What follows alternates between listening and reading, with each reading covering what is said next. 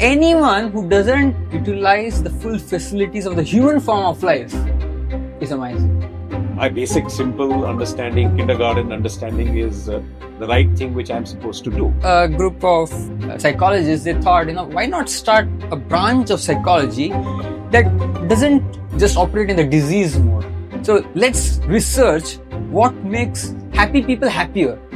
Giving pleasure to the eyes, to the ears, something nice to see, something nice to listen. Forest, sea, music, all of that.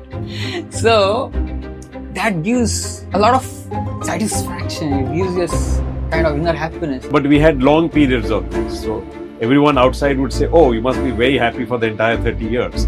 It's not always like that, because that also goes through ups and downs. And the third one?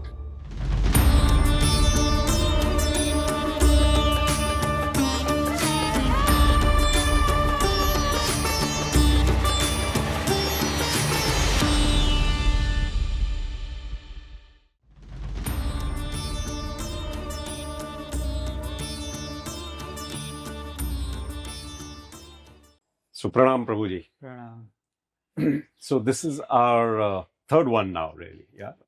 And in the third one now, we really get on to chapter 2.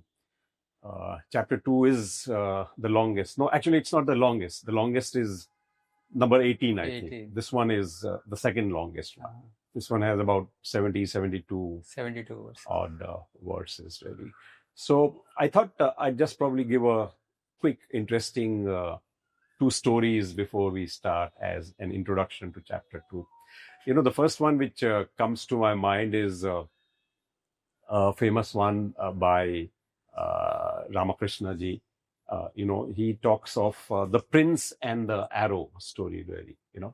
So the way he puts it across is, there was this prince who was passing through a village with all his band baja, his soldiers, his elephants, his horses, all his musicians, everything. So all the villagers come out of their houses and watch the prince and his procession passing through the village. But the arrow maker does not come out of his house, really. So after the prince has gone away, the arrow maker's friend goes to his house and asks him, hey, you didn't come out to watch the prince and his entire procession? So the arrow maker says, what prince? I was busy, sharpening the points of my arrow. I did not see any prince pass by. And the whole message really is focus, concentration. Yeah, I'm so busy doing my work. I'm not carried away by what is around me, So that does not bother me. Work is very important. So that's the first one, which is very relevant, I think, for chapter 2. And the second one, which comes to my mind really, is again what Prabhupada always talks about. He talks about as you're a child, you have a body, then you grow into an adult. So the child grows into an adult. The body changes, really. And the adult then grows into an old man. And the body again changes. But the person is the same. The body has kept changing. The person is basically the same, and I guess he's trying to talk about the body and the soul. Very much like, my dress. In episode 1, I had one shirt and a trouser. Episode 2, I had another shirt and another trouser. Episode 3, I have another shirt and trouser. But the person is still Deepak Gupta. The dress has kept changing, really. The person, Deepak Gupta, is still the same. Of course, I can't say that for your dress, because the dress has remained the same from episode 1, 2, and 3. So those were 2 very interesting ones in this long chapter. So over to you, Swamiji. Yeah, those are interesting stories. Actually, that example of changing dress, it's from the Bhagavad Gita. Oh, I see. So there's a verse in the second chapter only, which Vasham Sijirani Yathavyahaya. That just like a person gives up old worn out clothes, takes on new ones. Similarly, the soul gives up old bodies and takes on new bodies. So this is an example that Krishna gives. And regarding the first story that you say, that is from the 11th canto of the Srimad Bhagavatam. Oh, so it's much later, really. Oh, it's from Bhagavatam. Bhagavatam. It's Srimad Bhagavatam. Okay. The episode is, there's a avadhut. Mm-hmm. Avadhut is somebody who is the word used for somebody who's oblivious to the surroundings. He is like a self-realized soul. And he's met by a king. And the king wants to know about transcendence from this avadhut. And the avadhut, he says how he has accepted 26 gurus from nature, from the world that he has observed. He has adopted 26 gurus, and what he has learned from these 26 gurus, he is explaining. I see. For example, he says that he has learned tolerance from the earth. And he's speaking about the arrow maker in that context. I see. Got it. So this is, it's a very interesting thing. Maybe during our discussions, one of these sessions, we'll talk further about it. Okay. So today we are going to start the second chapter of the Bhagavad Gita. Arjuna is emotional and confused. Yes. He is emotional and confused. What next happens? We'll find from the pages of the Bhagavad Gita. Now, the second chapter begins with Sanjaya. As you might be remembering, Sanjaya is speaking to Dhritarashtra in Hastinapur, relating what is happening on the battlefield. So Sanjaya uvacha tam thata krapaya vishtam ashrupurna kulekshanam vishidantam idam vakyam uvacha madhusudana. Sanjaya said, seeing Arjuna full of compassion, his mind depressed, his eyes full of tears, Madhusudan, Krishna, spoke the following words. Okay. And now, what did Sri Krishna say? So the second verse says, Sri Bhagavan uvacha, which is referring to Sri Krishna, Kutastva kashmalamidam vishame samupastitham anarya jushtam aswargyam akirtikaram Arjuna. My dear Arjun, how have these impurities come upon you? They are not at all befitting a man who knows the value of life. They lead not to higher planets but to infamy. So, immediately, Krishna rebukes Arjuna. Now, you are trying to sound very intelligent, but what you are experiencing is nothing but weakness of heart. So, Krishna, like an expert therapist, he first of all shakes up Arjuna. See, oftentimes, when, suppose, you go to a doctor, assuming that you are fine, then what the doctor has to do is just, first of all, shake you up and make you realize that you are actually sick. Because when you realize that you are sick, then you will be willing to take the medications. So Krishna is making Arjuna realize that he might be thinking very intelligently, but actually he is very much mistaken in his ideas.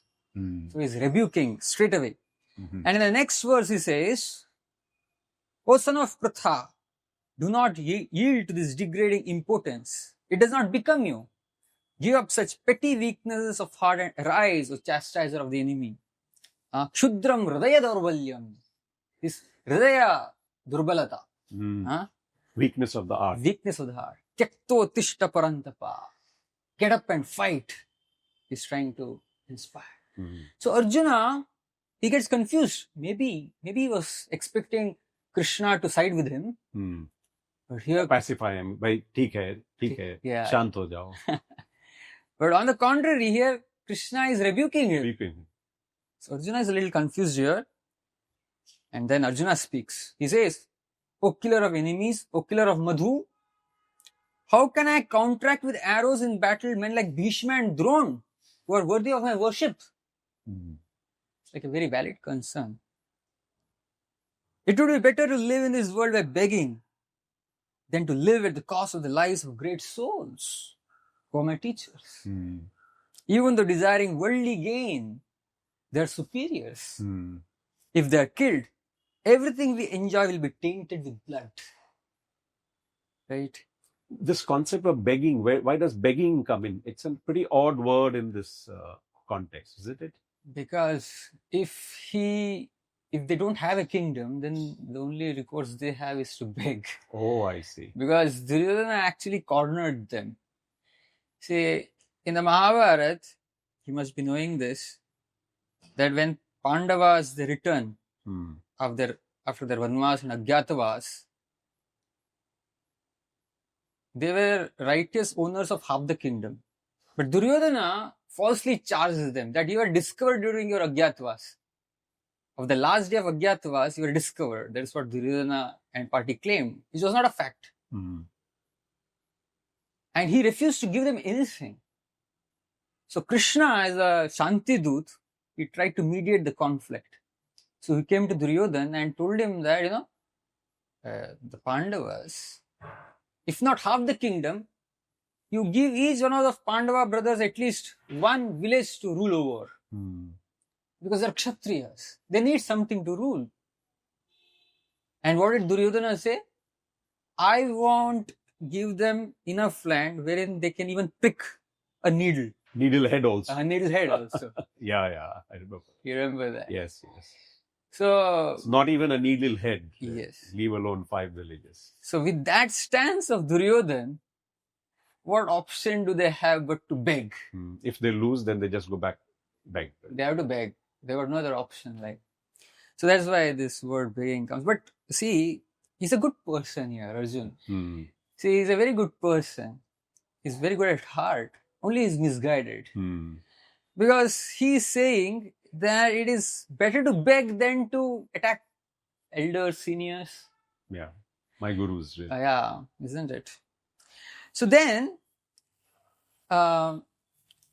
even he's confused now, because on the one hand he feels it is not right to fight, but on the other hand Krishna is telling him to fight, calling him, impotent, right? So Arjuna is confused and he expresses his confusion in the next verse. So he says, nor do we know which is better, conquering them or being conquered by them. Right. If we kill the sons of Dhritarashtra, we should not care to live. Yet they are now standing before us on the battlefield. Now the next two verses are extremely important. So this is a turning point.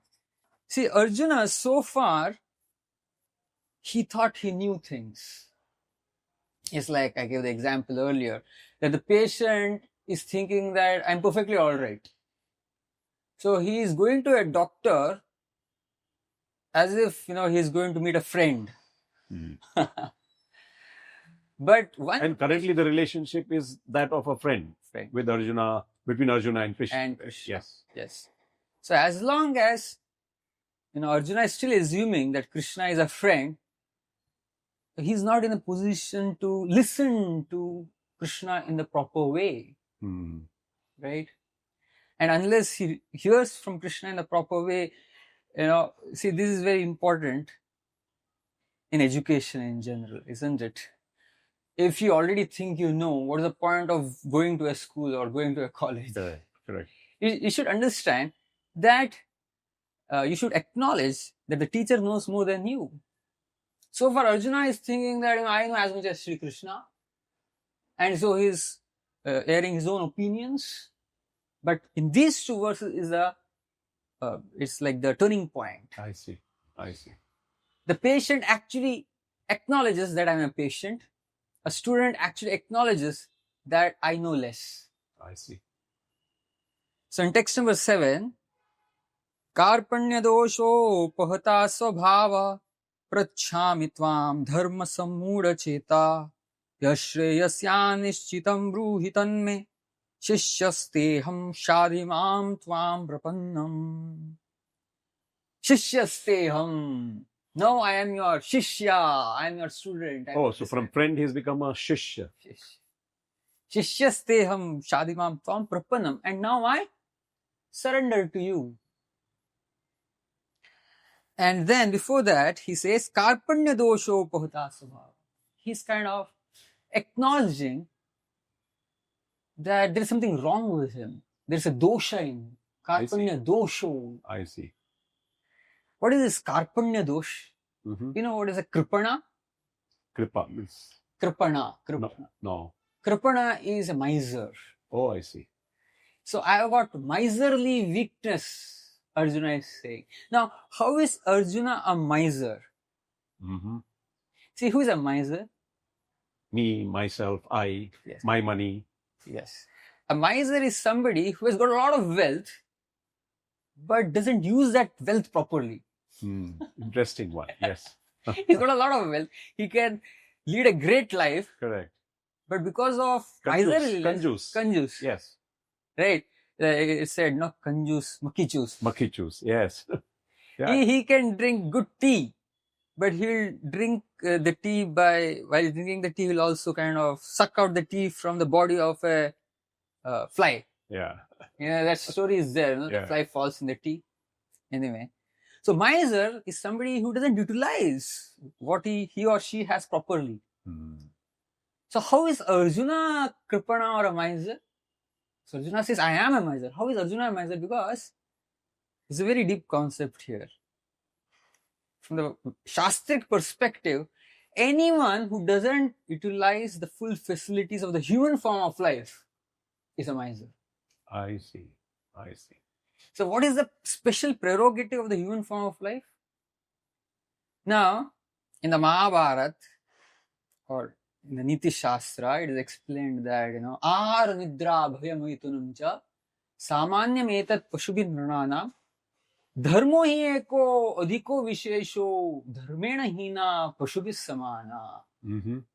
That ahara, nidra, bhaya and maithun, right? Ahara, eating, mating, sleeping and defending are common between human beings and animals. Yes, that's right. Yes. What's special about a human being? What's different? Yes. Dharma is the special characteristic of human existence. So unless we distinctive characteristic. Yeah, distinctive characteristic. So unless a human being thinks in terms of dharma, human being is underutilizing the human form of life. And that's where the miserly comes from, really. Yes. Now, this is exactly... See, what is dharma now? No, dharma, there are different ways of understanding what dharma is. What do you think what dharma is?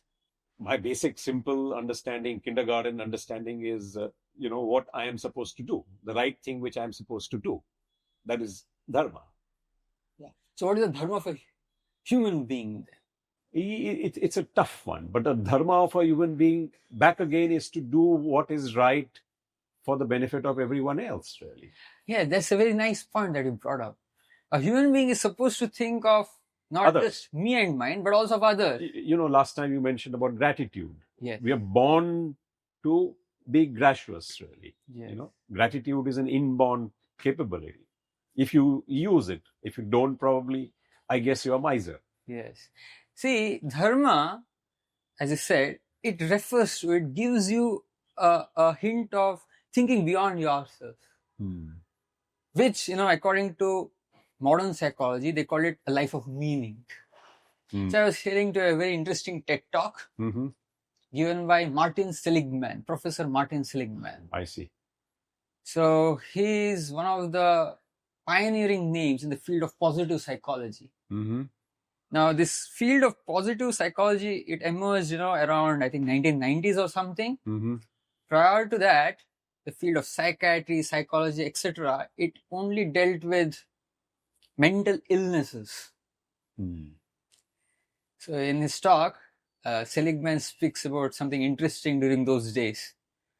That when he used to travel, he used to go and occupy his seat in the flight. And then the person sitting next to him, he would ask him, what do you do? See, you get into some conversation. And he used to say, I'm a psychiatrist or I'm a psychologist. So what do you do? Yeah. So the person sitting next to him would immediately change the seat. Because nobody wants to be seen sitting next to a psychiatrist or a psychologist. Oh, okay. Because the understanding was psychologists and psychiatrists dealt with mental illness. Oh, I see. Yes. So negativity associated with that. Yes, with the profession. So a group of psychologists, they thought, why not start a branch of psychology that doesn't just operate in the disease mode. So let's research what makes happy people happier. What enhances the life of normal people and thus arose the field of positive psychology. What gives rise to happiness was their quest. So this particular TED Talk, which is still available on YouTube, there he explains his decades-long findings in the field of positive psychology. Very interesting. He speaks about 3 happy lives. The 3 ways in which human beings generally find happiness in life. He calls it 3 happy lives. One he calls the pleasant life. Pleasant life is when people try to find happiness through external pleasures. Through finding happiness through giving pleasure to the eyes, to the ears, something nice to see, something nice to listen. Forest, sea, music, all of that. Yes. Something nice to eat, something nice to touch.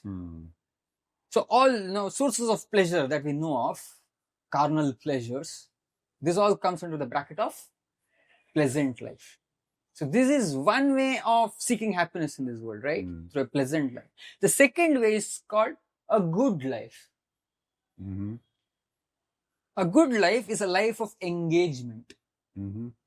It's like you have found a profession that completely absorbs you, right? And when you're completely absorbed in your work, psychologists say that we experience something called the flow. Right? You're so absorbed in your work that time stops for you. You become one with the work, so to speak. Correct. My arrow maker. Exactly. Yes, absolutely. Yes. So that gives a lot of satisfaction. It gives you kind of inner happiness. I'm sure you have experienced it during your days at Kotak. Kotak. Yeah, of course. But we had long periods of those. So everyone outside would say, oh, you must be very happy for the entire 30 years. It's not always like that because that also goes through ups and downs. And the third one? So the third one is a meaningful life. Meaningful life means you go beyond yourself. It's a life where you look for purpose. Something beyond yourselves to serve. Maybe the family, maybe higher purpose, maybe the nation. Higher still, maybe humanity. Higher still, maybe, including even the animal kingdom, environment. So all these things come under a meaningful life. I see. Where the happiness you derive is by going beyond yourself in terms of service. So pleasant, good, and meaningful, really. Those are the 3 stages. Yeah. Now, a meaningful life corresponds to what dharma is all about. Right? Positive happiness, really. Happiness that comes through service to others. Now, in the second part of his talk, Martin Seligman, he says, out of these 3 happy lives, which contributes the most to overall life satisfaction?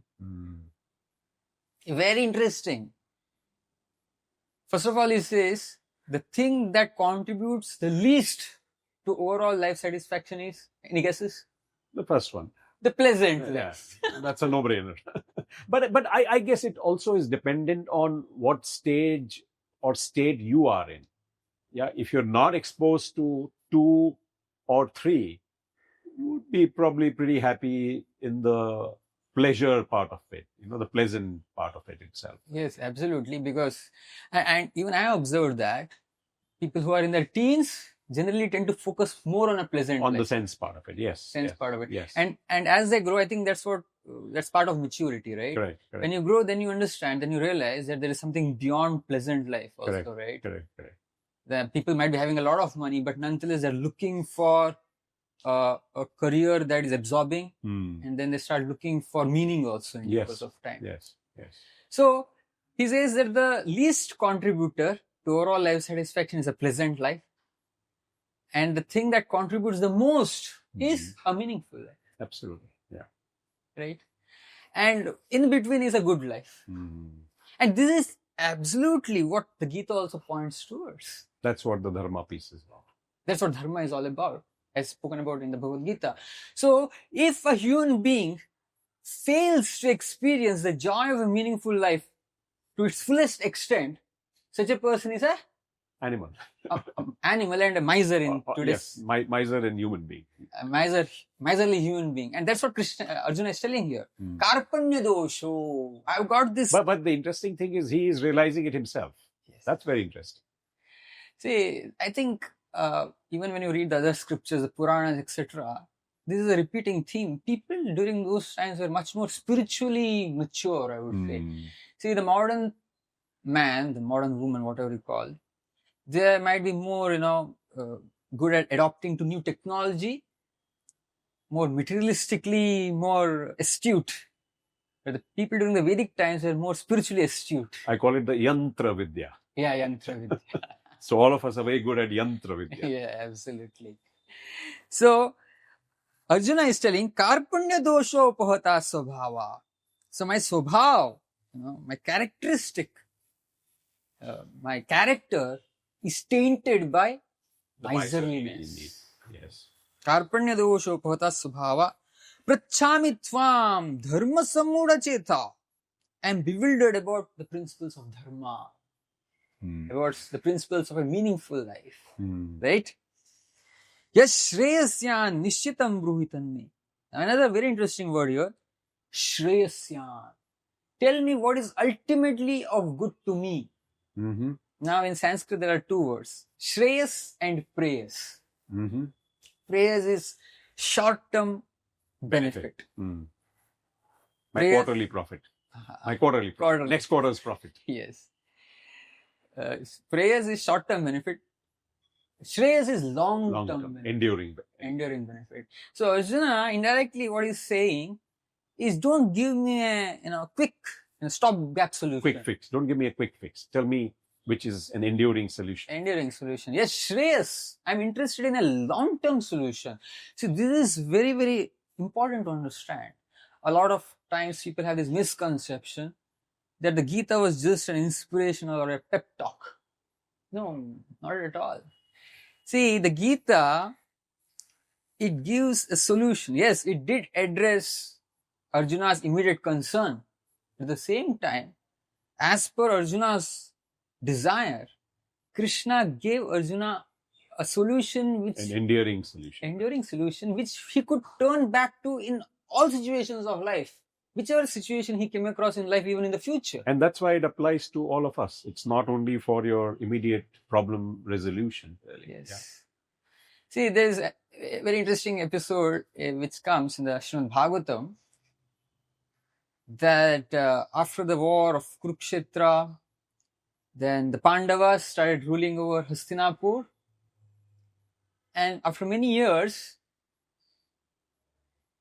Arjuna, he goes to Dwarka to visit Sri Krishna. Meanwhile, Yudhishthira is waiting for Arjuna to return. And he waits, goes on waiting, and Arjuna is not returning at all. And Yudhishthira is concerned. He starts guessing what exactly happened, and he sees a lot of inauspicious happenings all around him.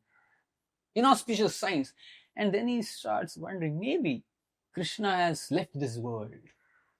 I see. And then finally, Arjuna does return, and Arjuna looks very kind of dejected because Krishna has left, and also, he was on a mission and he was defeated by some coward boys with their little sticks, cow-herding sticks. They were able to defeat Arjuna, the great warrior. And Arjuna starts contemplating that all the power that I had, the power of my Gandiva bow, the source of it was Sri Krishna.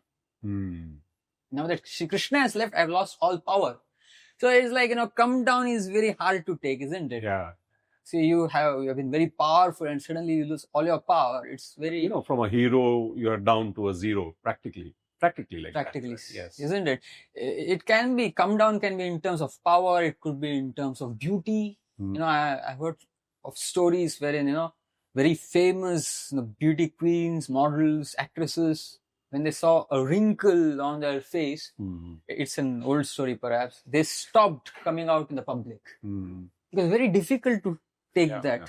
Even if a person loses money, it's very... Anything which is a loss of eminence, whatever that eminence is out of, I think is disheartening. Disheartening. It's not. So Arjuna was going through that same emotion, and immediately he recalls the teachings of Sri Krishna on the battlefield of Kurukshetra. At that stage. He recalls, and immediately he regains composure.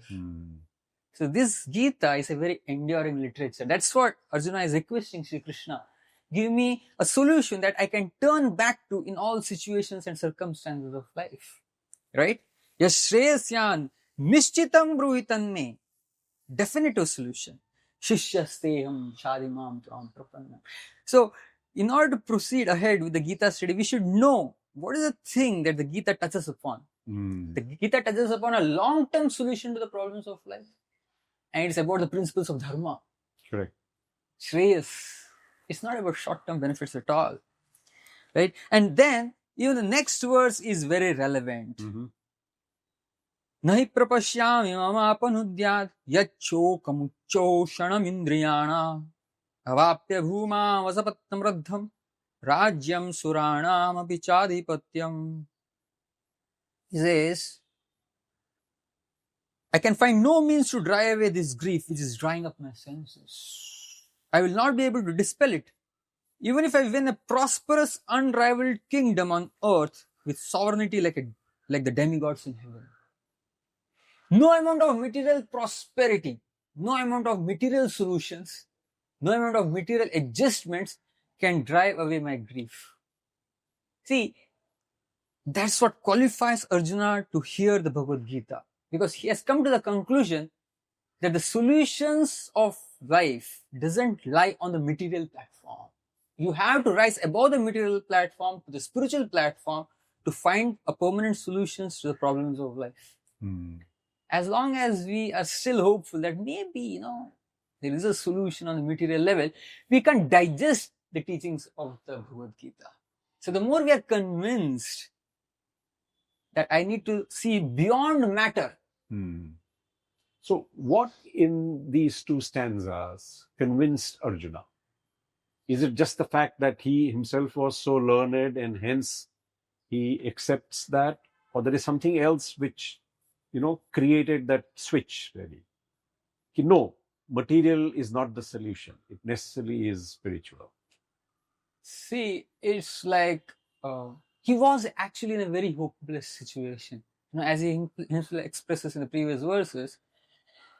See, he had perhaps, looks like apparently, he had never faced such a dire situation in his life before. Apparently, it was like, what next do you do? On the one hand, the choice you have is begging. And the only other choice available to you is kill your own relative. Yeah. It's a very extreme situation a person can be in. And in extreme situations, wisdom does come out. I see. See, there's a interesting story in the Niti Shastras again, that, there was a very rich industrialist. Alright? And on a regular basis, people used to line in front of his office asking for favors on a daily basis. And then again, the wheel of fortune, as they say, turned.